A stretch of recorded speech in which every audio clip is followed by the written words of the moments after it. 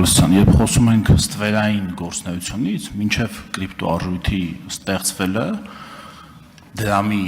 ստեղծելուց հետո, չգիտեմ, վերջին 2500-3000 միգուցե տարիների ընթացքում ստվերային գործունեությունը մարդիկ վարել են սովորական դրամներով։ Սովորական, հիմա էլ կանխիկ դրամներով էլ կաշառքի ամենատարածված ձևը կանխիկ դրամով կաշառք տալն է, այլ ստվերային փողերի լվացման, չգիտեմ, նաև անկանխիկով է վարվում, այսինքն ես չեմ կարծում, որ դա, գիտեք, լավ փաստարկի ասել, որ այնտեղ կա ստվեր, կա, ինչպես եւ կա կանխիկի դաշտում, բայց մենք ու կանխիկը չենք արգելում ընդհանրապես, չէ։ Ինչ վերաբերում է ենթաօրենսդրական ակտերին, ես խնդրում եմ դուք հստակեցնեք, այսինքն պատրաստվում է կենտրոնական բանկը մշակի այդ ակտերը եւ սկսի սպասարկել կրիպտո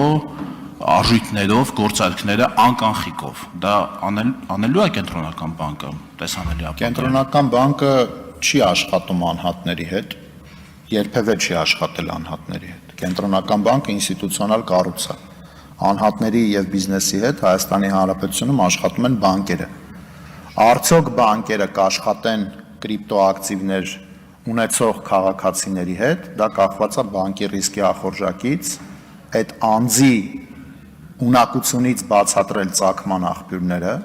որտեղից է այդ գումարը գեներացվել, ինչ գործունեության արդյունքում, որովհետև դուք պատկերացնում եք, չէ, եթե հանկարծ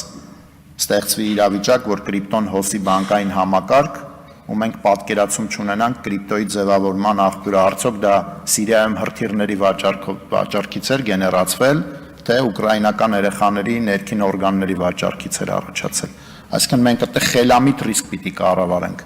Նորմալ բացատրությունների դեպքում, երբ որ մենք կհասկանանք կամ բանկերը կհասկանան ծագման աղբյուրը,